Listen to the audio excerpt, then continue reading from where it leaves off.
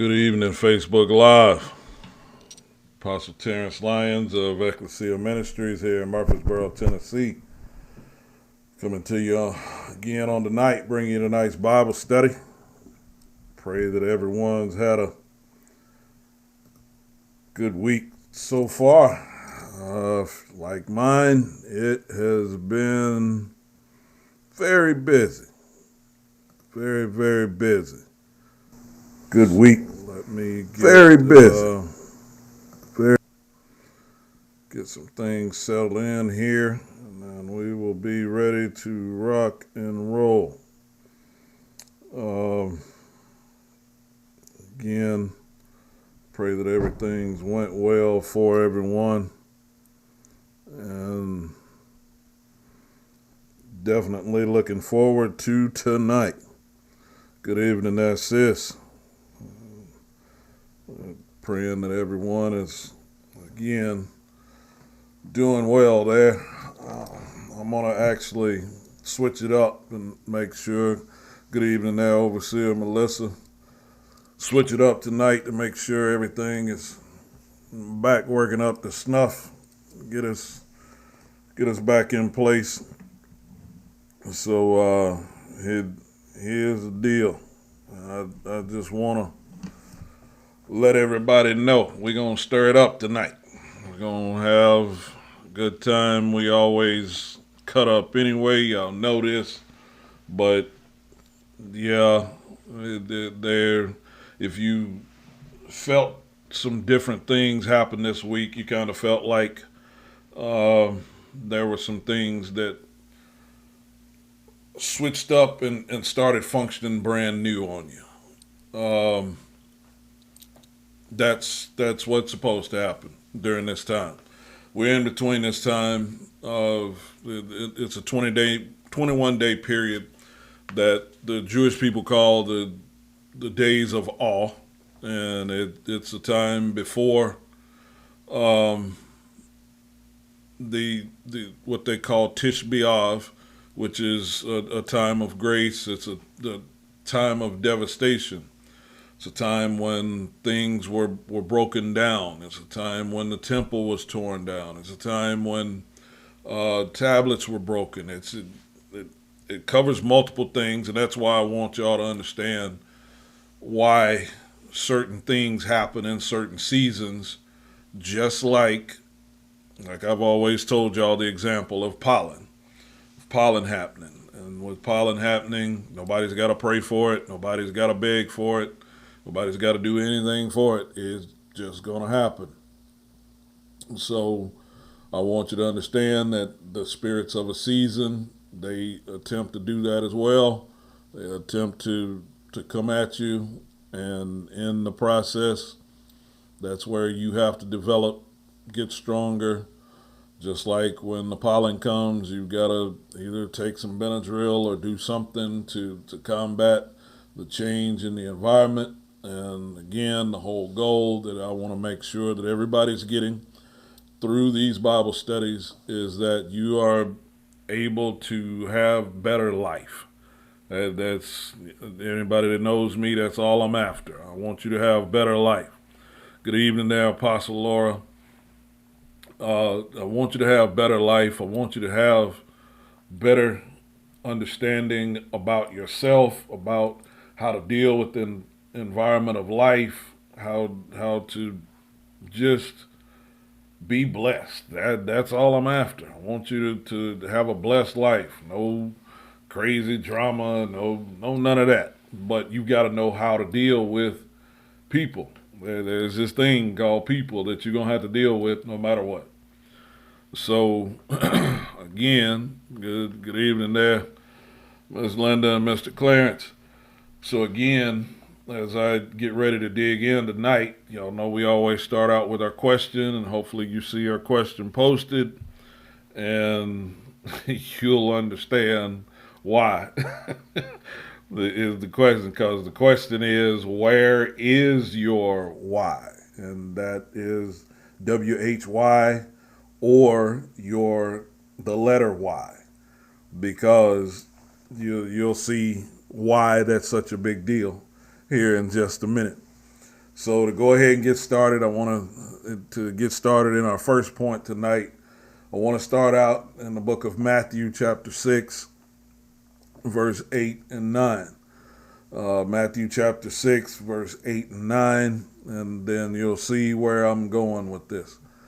So, Matthew chapter 6, verse 8 and 9 says, "Be not ye therefore like unto them, for your Father knoweth what things you have need of before you ask of them, before you ask him." Watch this. "After this manner, therefore, pray ye, Our Father, which art in heaven, hallowed be thy name." All right. So let me break down a couple of things to help you understand. One of the things that he addresses before verse 8 is making sure that you're not using vain repetitions. Okay. He's not saying don't repeat the same prayer. That's not what he's saying. He's saying don't repeat prayers that have no power. Okay, so for those that there might be some new ones on tonight, just understand I'm gonna laugh, we're gonna cut up, we're gonna have a good time, but I want you to understand something. He doesn't want you to be wasting your breath with how you're praying. So he goes through and he gives this specific pattern that he desires for us to function by. This will all make sense here in just a minute. Because remember, we're still in this part of our series talking about nation, world, and kingdom. And what he's doing with teaching this pattern of prayer is he is trying to show you how a kingdom prayer works as opposed to anything else. So when he says, "Be not ye therefore like them," there are some people that pray a specific way, and their praying is really pretty much praying on, PREY, on. That's pretty much what they're doing, but I'm not going to deal with that right now. I'm trying to get us to where is your why. So when he's saying don't be like them, that's what he's laying out. Don't be like them. I need you to follow this pattern right here. So that's when he then says, after this manner, therefore pray ye, Our Father, which art in heaven, hallowed be thy name. My first point that I want you to get is why is the difference between yours and ours? Why is the difference between yours and ours? And that has in depth to it. So the letter Y literally is the difference between the spelling of yours, and you take the Y away, then it becomes ours. So your Y is the difference between yours and ours. And the reason that I need you to get this is because when you're dealing with problems, one of the things that those of you that have listened to my teaching over some time, you've understood that I say that I try to make sure that everything is a win-win for everybody involved. So any interaction that you have with me, I'm trying to make it a win-win for all of us. That's the goal. I always want it to be a blessing to all of us involved if there's anything that I'm involved with other people. Here's my point. Again, that's why I want you to see that your why is the difference between yours and ours. See, because I know some of you have encountered some people that it's just all about them. Every time you come together, every time you talk to them, every time you interact with them, it's all about them. That's all it's about. And since it's just about them, if you don't watch it, you'll be their doormat. If you don't watch it, you'll end up being their doormat. Now, everybody's not like that. I'm not saying that is what goes on with everyone, but you have to understand that if you don't watch it, and you're not, you will be their doormat. So this is why I want you to get this, because I've got quite a few points tonight that I need to cover. So I just want you to understand your why is the difference between yours and ours. If you're going in and you're trying to make it a win-win for everyone, then you make the situation about us instead of making the situation about me. So then it's no longer yours or mine, it's ours. So when you're coming together and it's about making it ours, that's when things begin to be the win-win situation, because you're trying to make it good for everybody involved, not just yourself, not just them, but for everybody involved. So now the situation becomes ours. This is why I need for you to get this. Because to cover our second point, I want you to go to keep your spot in Matthew 6, because we will go back to Matthew 6. But now I want you to go to the book of 2 Samuel, chapter 16, verses 5 through 14. Because we're gonna deal with my man David, and as he keeps from becoming Lil Day Day, because y'all know Lil Day Day, just like the little you will come out. I try to keep Lil T put under control. Y'all know sometimes y'all have to keep the little under control. That immature that wants to come out and wants to call folks out. You got to understand.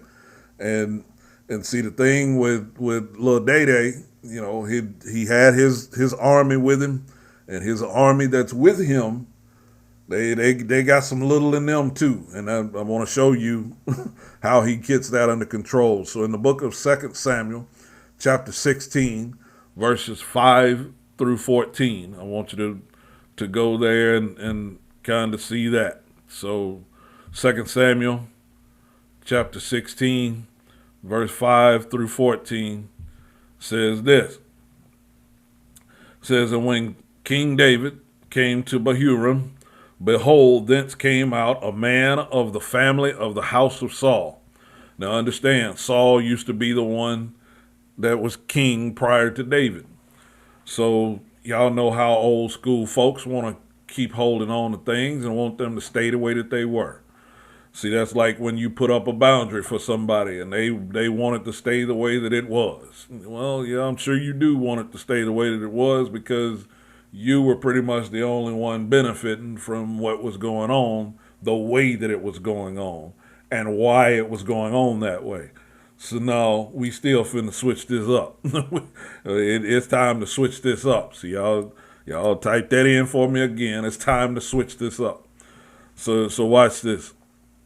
It says, when King David came to Bahurim, behold, thence came out a man of the family of the house of Saul, whose name was Shimei, the son of Jerah. He came forth and cursed still as he came. And he cast stones at David. So he ain't just cussing at him, he throwing rocks at him too. So watch this. he then says, he cast stones at David. Watch this. And at all the servants of King David. So he wasn't just throwing rocks just at David. He throwing rocks at everybody. And that's what you have to understand, is that sometimes you're a part of the process of what somebody else has done. So this is what I want you to get. Look at what else he says. He says, and all the people and all the mighty men were on his right hand and his left. So in other words, he's got everybody that's got his back. They're there. They're there with him. Now understand, the reason that it's pointing this out to you is because during these times, if you curse the king, y'all remember what I was showing y'all about Exodus 22 and 28 on Saturday. If you curse the king, you could actually be beheaded for that. and we'll see reference to that later in some of the scripture that I'm going to show you. But you could have actually been beheaded for that. So what Shimei is doing right now, he could have actually been beheaded. And if Lil Day had came out, he would have got beheaded. The Lil Day probably would have been the one to behead him, but King David stayed in position. So if there's something else that I need for y'all to get tonight, keep your king and your queenship in position. Keep your kingship and your queenship in position. Don't let the little you come out. And I know that becomes difficult sometimes. Believe me, I understand. But keep your kingship and your queenship in place. Don't let the little you come out. So y'all type that in for me. Don't let the little you come out. Because that's that immature you. Because see, as long as you functioning in that immature you, then you can't get your royalty results that you're designed to have. See, you're designed to get royalty results every time. But if you let the little out, you let the little one out, you starting to hinder your outcomes, and that's what I want to make sure that you don't do. And I want you to see how David calms this and keeps it in place. Now watch this, because this is very important. Goes on, and in verse 8 or verse 7, he says, "And thus said Shimei when he cursed, come out, thou bloody man, and thou man of Belial. The Lord hath returned upon thee all the blood of the house of Saul, in whose stead thou hast reigned. And the Lord hath delivered the kingdom into the hand of Absalom thy son. And behold, thou art taken in thy mischief, because thou art a bloody man." Let me give you a quick explanation. So David's son, one of David's sons, is actually out wanting to kill him so that he can take over the throne too. He's trying to overthrow him. So you know how family gets when family wants to overtake you, overthrow you, look better than you, look like they're worth more than you, look like y'all already know. You know how family opposes you sometimes. This is what was happening with David. So Shimei catches wind of this. So now Shimei is saying to David, your family is against you because you cursed. You're a bloody man. You done some things wrong. Now, everybody done some things wrong. So if that's the case, everybody's family is going to always be against them. So that's why you can't pay attention to that and keep your kingship and your queenship in place and in position. This is why this is so important. So watch this. He goes on and says, the Lord hath delivered the kingdom into the hand of Absalom. Notice he didn't say nation. Notice he didn't say world. He said kingdom. Now, it then says, and behold, thou art taken in thy mischief, because thou art a bloody man. Verse 9. Then said Abishai, son of Zeruiah, unto the king. So one of David's men says this. He's wanting to let his little out. He says, why should this dead dog curse my lord the king? Let me go over, I pray thee, and take off his head. So again, I wanted you to understand, in a lawful term, if David really wanted to nip it in the bud like Barney Fife, if he really wanted to have this stopped in that moment, he could have had Shimei beheaded right there, and it was a lawful thing to do. So one of David's men is like, look, hey, let me just go ahead and wipe him out. Let me just go ahead and take his head off. I want you to notice how David responds. Verse 10, he says, and the king said, what have I to do with you? So what he's saying is, you've got a mentality that don't match mine right here in this moment. That's what he's saying. He says, what have I to do with you, sons of Zeruiah? So let him curse. Because, watch this, the Lord said unto him, curse David. Who shall then say, wherefore hast thou done so? He's saying, God has allowed him to come to me right here, right now, in front of all of y'all on Front Street and let him cuss me out and throw rocks at us. God's allowed that.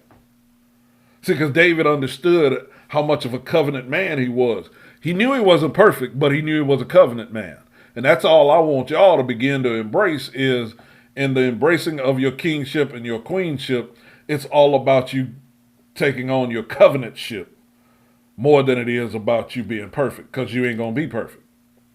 So this is why I need you to get this, because of what he says. He then goes on and he says, let him curse, because the Lord hath said unto him, curse David. Who shall then say, wherefore hast thou done so? And David said to Abishai and to all his servants, behold, my son, which came forth of my bowels, seeketh my life. So again, he's confirming, yeah, it's some family drama. My own son wants to take me out. He admits it. Now y'all can understand why I said quickly, agree quickly with that adversary. That's why I was telling you that Saturday. So watch this. He goes on and he says, he seeketh my life. How much more now may this Benjamite do it? Leave him alone. Let him curse, for the Lord hath bidden him. See, that's what you got to come to agreement with. If God has allowed this to come to you, he's allowed these bills to pile up on you. He's allowed this to back up on you. He's allowed these things to back up on you and come against you. And they are an adversary to you. He's allowed them to talk crazy about you. He's allowed them to degrade you. He's allowed them to lie on you. He's allowed them to actually do these things that are being done to you. Now, like, why would God do that? Because again, it's about developing you. You've got to know how the power that you have works on you. You got to know how the power that you have right now, you got to know how it works for you. You got to know how that when enemies oppose you, you got to know that he's given you power to tread on all the power of the enemy, and nothing shall by any means hurt you. But you have to activate that. Once that starts to happen, he's like, okay, let me see how you're going to respond when I don't let everything go smooth for you. Because everything's not going to always go smooth. Jesus said it. He said, in this world, you shall have tribulation, but be of good cheer. I have overcome the world. Why should that cause you to be of good cheer? Because he said, the works that I do, you shall do also. So he's saying, just like I overcome it, you can overcome it. But you got to utilize the things that I show you. And you got to know how to allow things to go from, watch this, from being your problem to our problem. So watch this. So now here with David, I want you to see something, because in verses 11 through 13 or 12 through 14, I want you to see this, because this is crucial. This is crucial, because this is real crucial right here. So it goes on and he says in verse 12, it may be that the Lord will look on mine affliction. Now understand what he said in Psalm. Many are the afflictions of the righteous, but the Lord delivers them out of them all. So here David it is understanding. He's saying the Lord will look on mine affliction, and that the Lord will, watch this, requite me good for this cursing. He's saying, I realize that in this moment, God's trying to get a level of good to me, but I gotta agree with my adversary and let this thing happen so that I can come into the fullness of who he's put me here in the earth to be.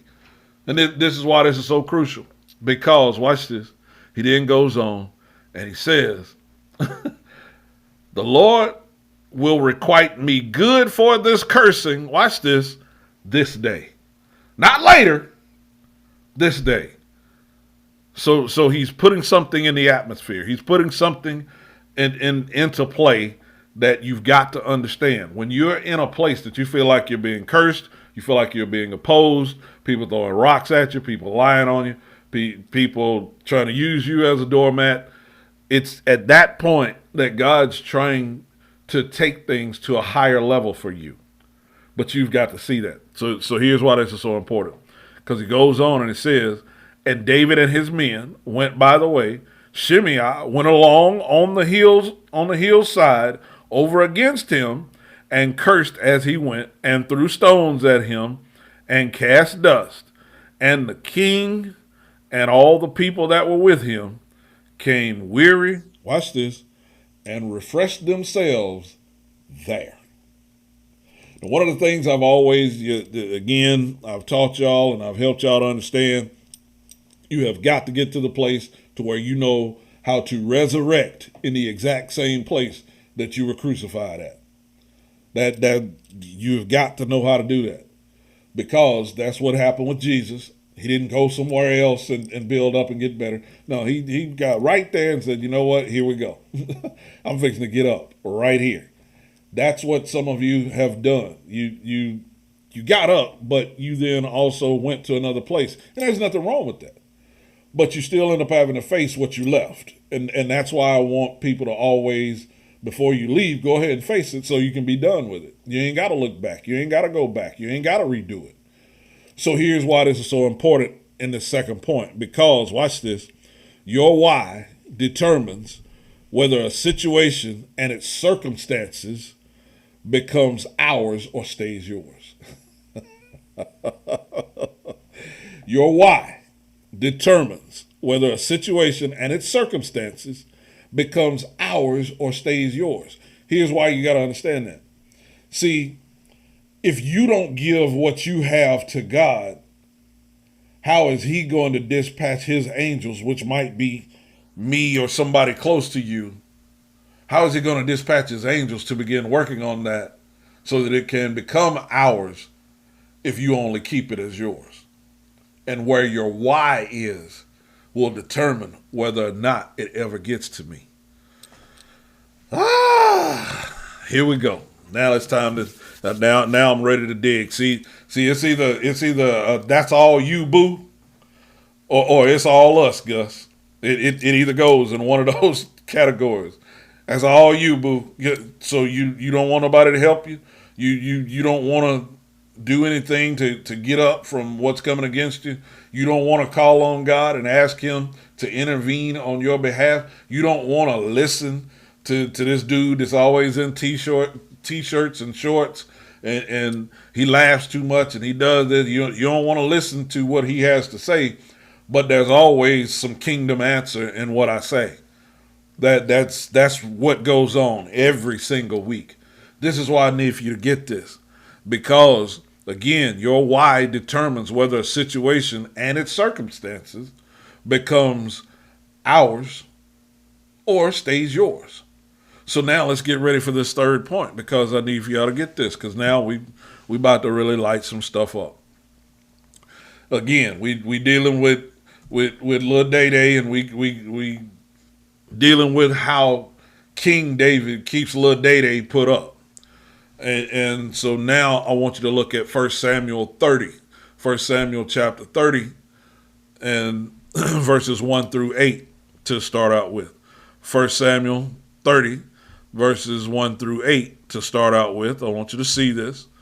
Again, just trying to get you to the vital places and help you to understand what's going on, because God's about to break some folk free tonight. Watch this. 1 Samuel 30, verse 1 through 8 says this. It says, and it came to pass when David and his men were come to Ziklag on the third day, and that the Amalekites had invaded the south and Ziklag, and smitten Ziklag, and burned it with fire, and had taken the women captives that were therein. They slew not any, either great or small, but carried them away and went on their way. So David and his men came to the city, and behold, it was burned with fire, and their wives and their sons and their daughters were taken captives. Then David and the people that were with him lifted up their voice and wept until they had no more power to weep. And David's two wives were taken captives, Ahinoam the Jezreelitess and Abigail the wife of Nabal the Carmelite. And David was greatly distressed, for the people spake of stoning him. Notice what happens. First, Shimei has been in a place, and I showed you that about Shimei dealing with David and wanting to stone him and his men. But here's something that happens somewhat prior to that. David's own men were ready to stone him because of the outcome of a certain situation. How many of you have had people that said they was your ride or die, but then all of a sudden they ready to stone you. They ready to shun you. They ready to holler at you. They ready to give you the peace signals. They ready to turn their back on you. They're ready to disown you from the family. They're no longer believing that you are with them like you said you were with them. But y'all ain't ever had nothing like that happen to you. But here's David, and he's in this position. One minute his men they've got his back. They are going to war with him. Yes, sir, wherever you tell us to go, we got you. We got you, David. We got you, and we're going to cover everything. And then they come back, and they see devastation. They see the camp burned. They see their families gone, and they don't know if they're dead or alive. So at this point, they're like, this is your fault. You had us out fighting, and now somebody done came and took our stuff. We done got blindsided because you had us out fighting. So now we ready to stone you. So this is what happens. It goes on. It says, and David was greatly distressed, for the people spake of stoning him, because the soul of all the people was grieved, every man for his sons and for his daughters. But David encouraged himself in the Lord his God. So in other words, they went from this is our mentality to this is mine, and you caused me to lose mine. Now I'm coming after you. So they're ready to stone David. They're ready to turn their back on their king. So here's why I want you to understand this. Because look at verse 7. Before we go to verse 7, let's look at what he says in verse 6. But David encouraged himself in the Lord his God. So David's like, okay, y'all making y'all stuff personal. Now I got to make my stuff personal. And see, that's what's happening with some of you. You're now feeling like you're in isolated positions, and you are. That's not you having an illusion. You're probably isolated right now, like literally. But in that isolation, he's saying, if you'll turn to me, I'll give you an hour's. It'll go from being yours to being ours. But I need you to make it yours before it can become ours. All right, Lions. Here we go. So everybody retreats. And that's required. Everybody needs to retreat sometime. Y'all type that in for me. Everybody needs to retreat sometime. Everybody does. I don't care who you are. I don't care how strong you are. I don't care how clicked up you are with your folks. You need to retreat sometimes. You need to have some personal time. You need to have that downtime, that recharge time, so that you are equipped and ready to be back in cahoots with others. So that's what you got to have. You got to retreat. And that's a requirement. And that's why he gives us the Sabbath each week. He don't tell you to wait 21, 31, 41 weeks, days at a time before you finally decide, no, I got to take me a break. No, he's saying take a break every week, at least a day. And you need to do that. Here's why that's so important. Because when he says he encouraged himself in the Lord, verse 7 says, and David said to Abiathar the priest, to Ahimelech's son, I pray thee, bring me hither the ephod. And Abiathar brought hither the ephod to David. And David inquired of the Lord, saying, watch this, shall I pursue after this troop? Should I go after what was lost from Ziklag. What? Family gone, everybody done been in there. And you asking, should I? Yeah, that's what he's doing. See, because sometimes some of y'all are chasing some stuff that he meant for it to be gone. Now, that's not what's going on right here, but some of you, that's what you've been doing. You've been chasing out some stuff that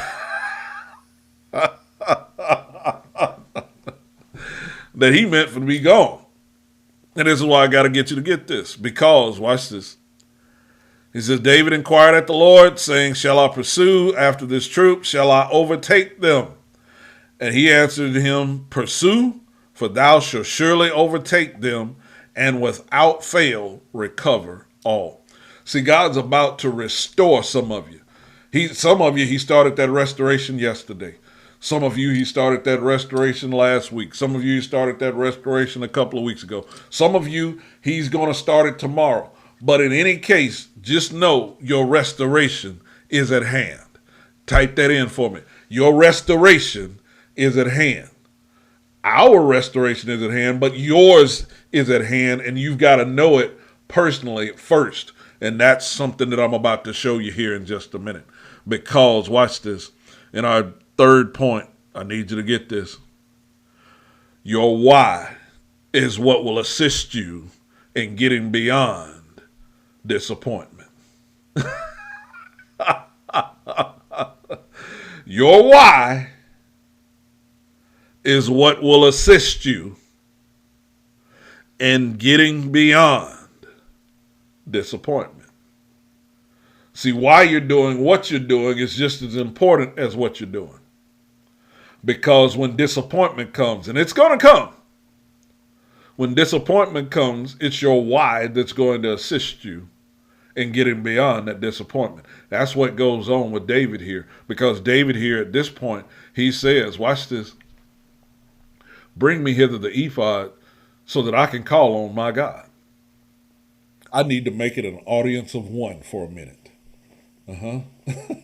And see, that's what prayer is. That's what study time is. That's what those are. You make it an audience of one. And once you make it an audience of one, then it can easily become ours after that. But when you don't have that audience of one time, it's difficult to make it ours. It stays yours.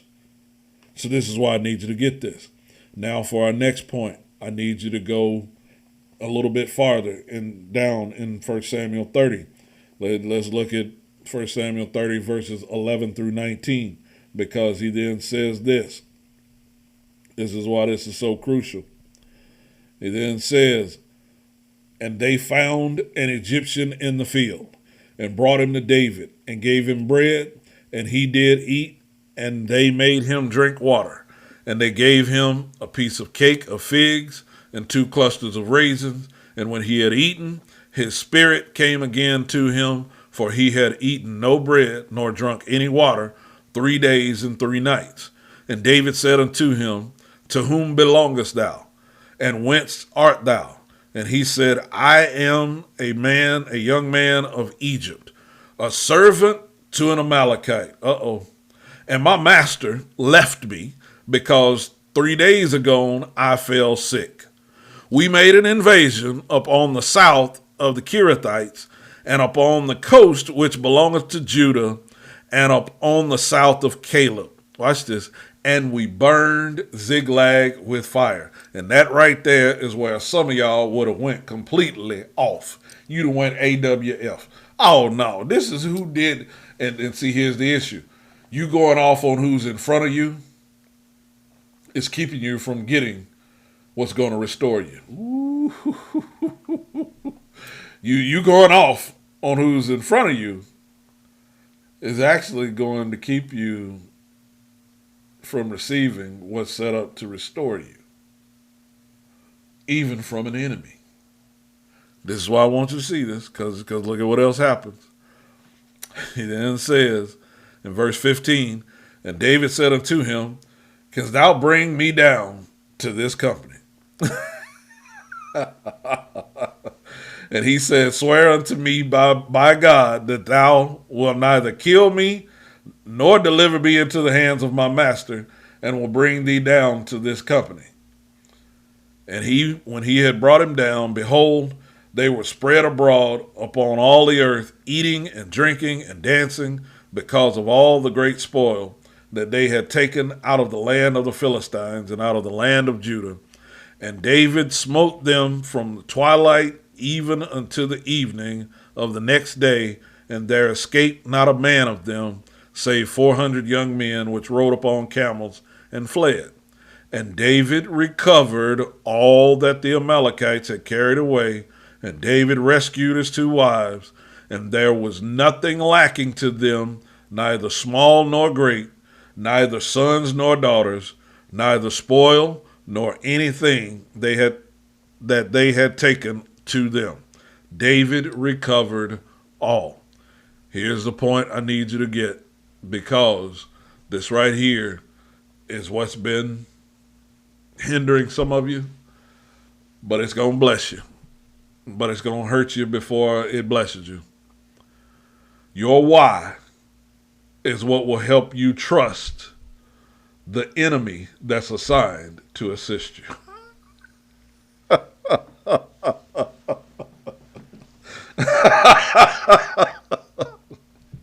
Your why is what will help you trust the enemy that's assigned to assist you. See, what you got to understand is sometimes who God has the information that you need, who he has that through, is somebody that don't like you. And see, you keep, no, I ain't got nothing to say to them. You might not. They might have something to say to you.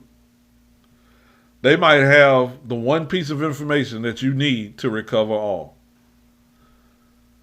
But God, every time you see them coming, you shunning them. No, I don't want to have nothing to do with them.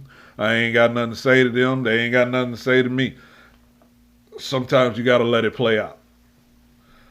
Let it play out.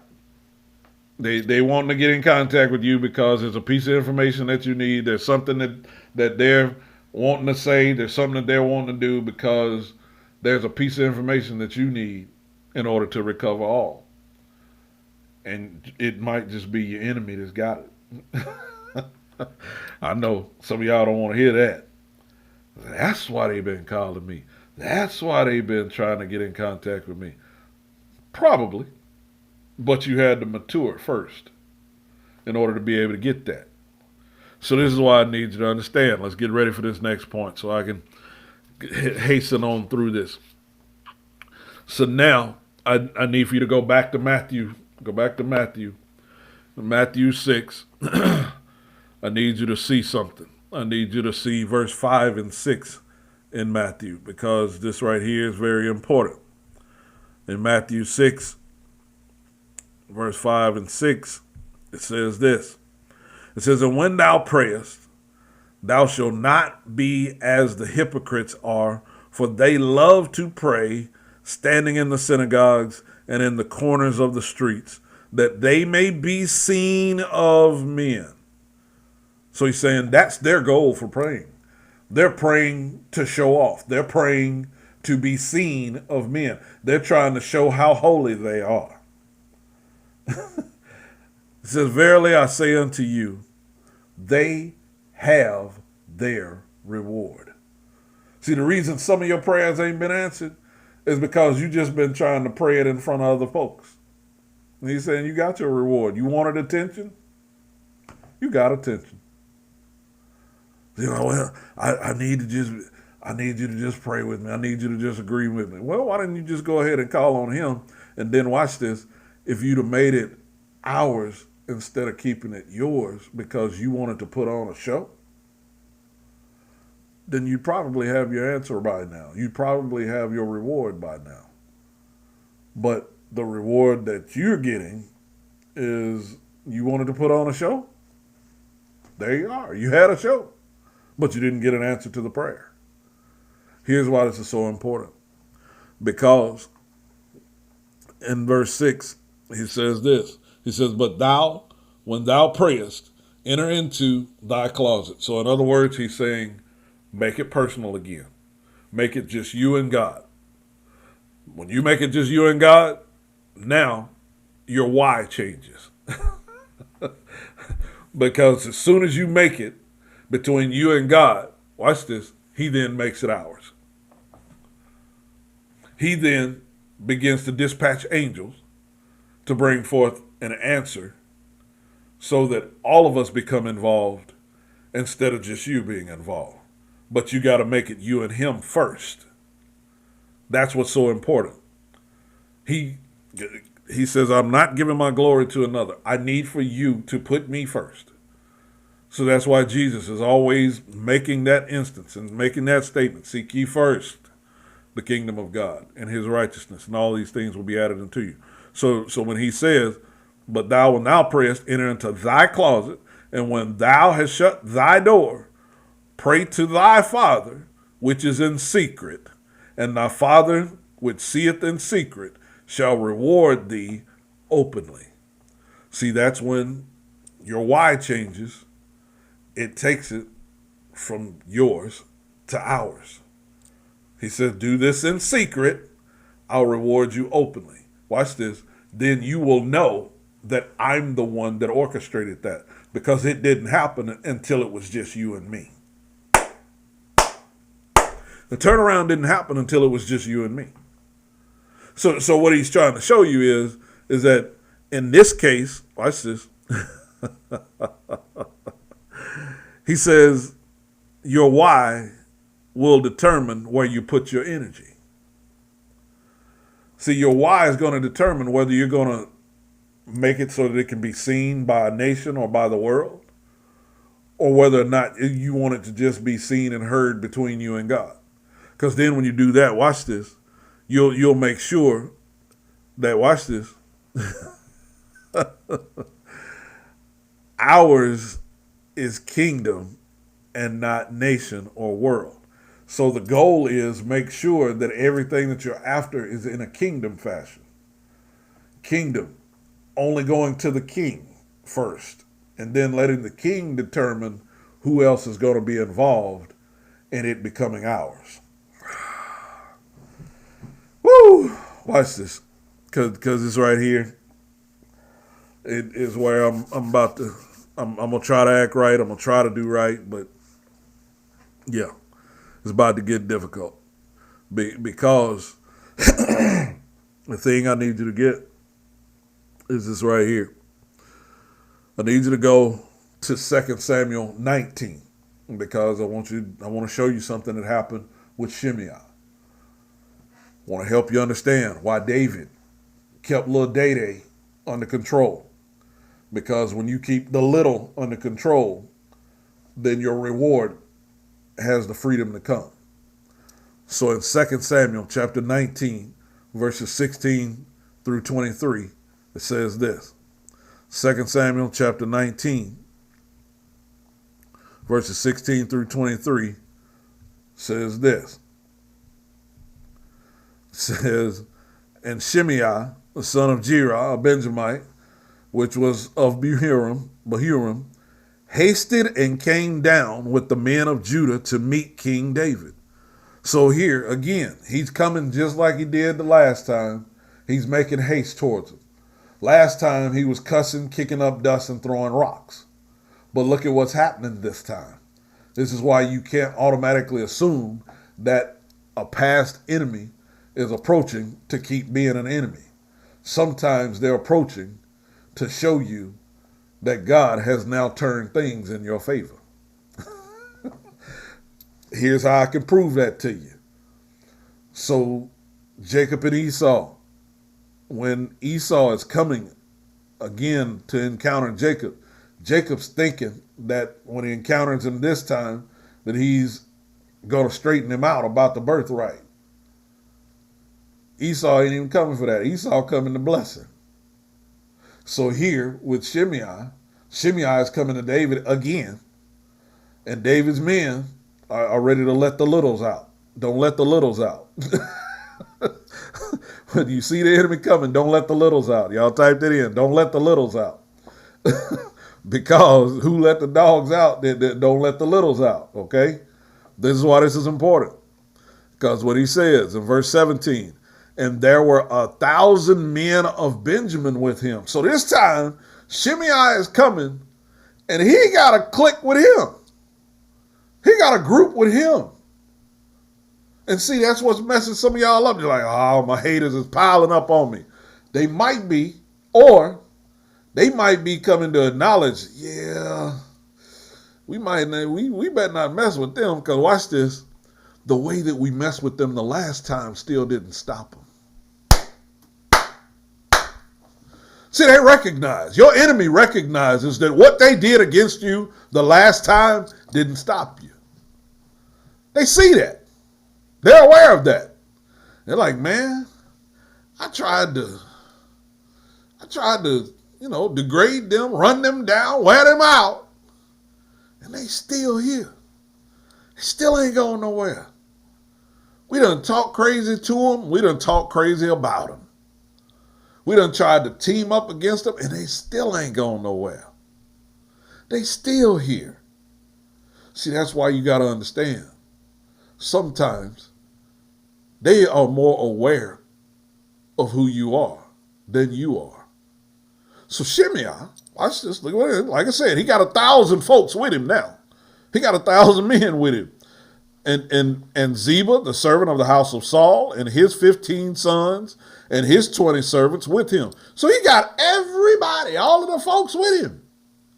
And they went over Jordan before the king. And there went a ferry boat to carry over the king's household and to do what he thought good. And Shimei, the son of Gera, watch this, fell down before the king.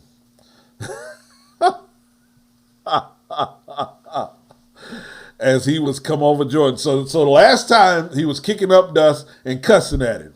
Last time he was throwing rocks at him. This time he's bowing down to him. This is what needs to see. It then says, and he said unto the king, let not my lord impute iniquity unto me, neither do thou remember that which thy servant did perversely the day that my lord the king went out of Jerusalem, that the king should take it to his heart. He's saying, I did something crazy the last time we was together. Last time we came together, I was wrong. Don't take that to heart, please. Watch this. That was the little me. That was little Shimei that came out that day. That was little Shimei that was kicking up dust, throwing rocks and cussing you. Please don't remember me in that fashion, because that ain't me no more. That ain't me no more. Some of y'all type that in. That ain't me no more. that little that went off back there, that ain't you no more. That's no longer your why. See, now that ain't you no more. So this is what I need you to get. Then says, watch this. Let not my Lord impute iniquity unto me, neither do thou remember that which thy servant perversely done. Watch this. Did perversely that the day that my Lord the king went out of Jerusalem, that the king should take it to his heart. Watch verse 20 through 23. It says, for thy servant doth know that I have sinned. He said, I know I missed the mark. You are the real deal. You are who God chose for the spot. I was wrong for how I responded to you that day. Please forgive me. That's basically what he's saying. He said, I know I missed the mark. Watch this. Therefore, behold, I am come the first this day of all the house of Joseph to go down to meet my Lord the king. But Abishai, so in other words, Shimei has come to make it right. But here we got Abishai again. But Abishai, the son of Zeruiah, answered and said, shall not Shimei be put to death for this, because he cursed the Lord's anointed? So Abishai is like, no, he still need to go down for that. He's still wrong for that. He still needs to be, watch this, he still needs to be Oft for that. So the little is still wanting to come out of Abishai. The little is still wanting to come out of Abishai, even though Shimei is like, look, please forgive me. Please don't count that to me. Please don't. Just don't. I was wrong. But Abishai is like, no. No. We need to take him out. Look at what happens. Verse 22 and 23. David said, King David comes out again. He keeps a little day they put up. He says, what have I to do with you, you sons of Zeruiah, that you should this day be adversaries unto me? He's saying this man done came, watch this, and bowed down in front of his crowd, in front of his clique, and made it right from what he did the last time. Because the last time he was cussing, throwing rocks at us, he was doing all of those things. This time, he's coming to bow down, say he was wrong, make it right, and you still want to kill him. He's saying, what have I got to do with you? You're not representing the heart that I got. And see, that's why you got to understand where your why is, because wherever your why is where theirs will be that are truly with you. Here's why I need you to get this, because then he goes on and he says, Shall there any man be put to death this day in Israel? For do not I know that I am this day king over Israel? Therefore the king said unto Shimei, Thou shalt not die. And the king sware unto him. So this is what I need you to get. This is what I need you to understand about this. See, if you're not being you, then there's no way for this to become ours. Uh-oh. Uh-oh. Uh-oh. Lions, what are you talking about? See, some of you have not truly been being yourselves. And some of you, you still do want to cut their head off. You still do want. They did you wrong and you want revenge. You need to own that. Say that's what you really feel. Because until you say that that's what you really feel, then it's never going to be able to become ours.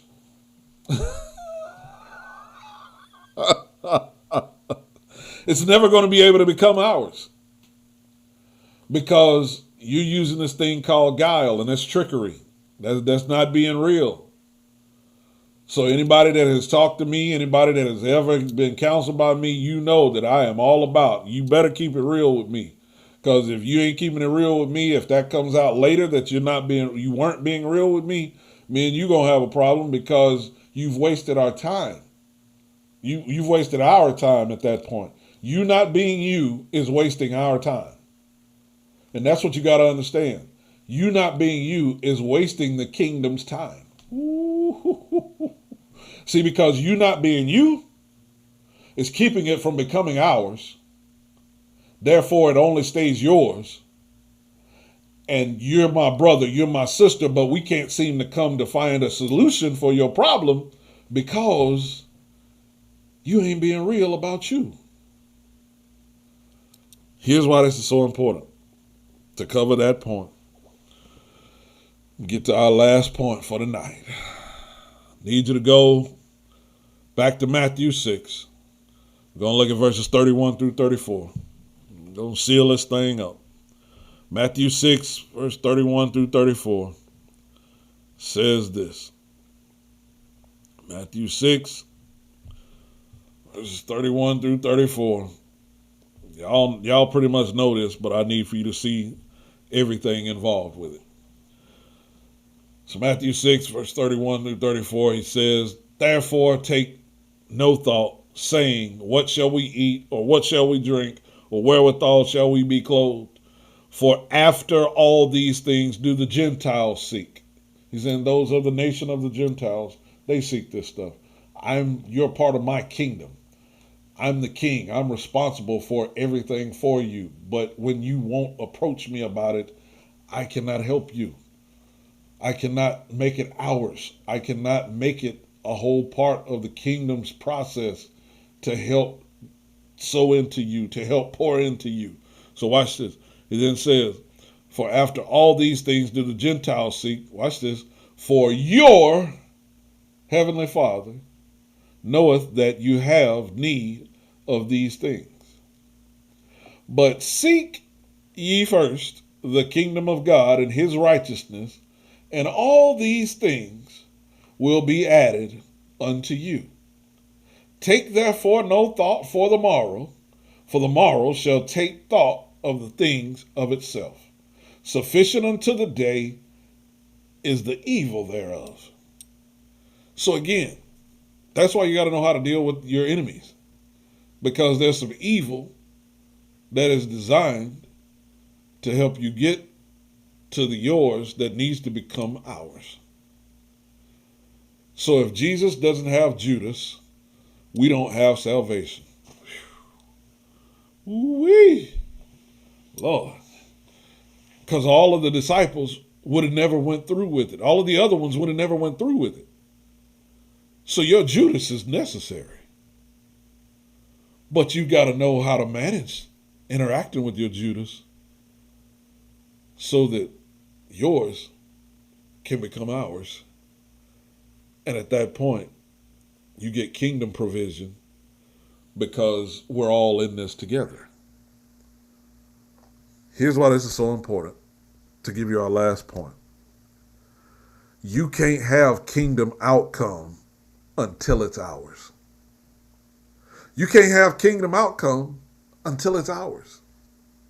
That's why I wanted you to understand Saturday when he said, fear not, little flock, for it is the Father's good pleasure to give you the kingdom. That's why I wanted you to see tonight, here in Matthew 6. Look back real quick at verses 8 and 9. Because in verse 8 and 9, I want to show you. He says, be not ye therefore like unto them, for your Father knoweth what things ye have need of before you ask him. But then he says, after this manner, therefore, pray ye, our Father. So it goes from your Father to our Father when you understand how to go to the Father.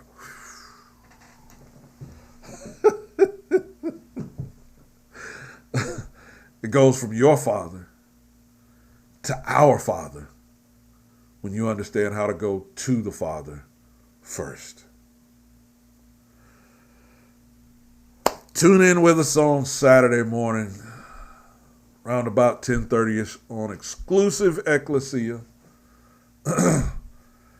Exclusive Ecclesia is our private page. Anyone that is not a part of our private page, that wants to become a part of our private page, can shoot me an inbox, and all you have to do is type in exclusive. If you are connected to someone on this specific page now, if somebody invited you, then just ask that person to add you to Exclusive Ecclesia. They can add you. They can do that themselves. I don't have to be involved with it. But if you desire to become a part of Exclusive Ecclesia, on seeing this, show your connection with someone and just say, hey, I'm connected to such and such. I'd like to be a part of Exclusive Ecclesia. And then we'll add you and we'll make that happen. But I pray that tonight has made a difference, because knowing where your why is helps you to transition things to going from being yours to ours. Helps it go from nation to world to kingdom. Because you can't have kingdom without making it ours. And you can't make it ours without knowing how to take yours to the Father so that he can then make it become ours. So I love you guys. I appreciate you taking your time, for tuning in. Keep your head up.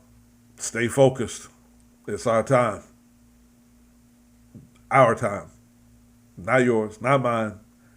Our time. It's our time. So I love you all. Y'all take care and have a blessed rest of the evening. Peace.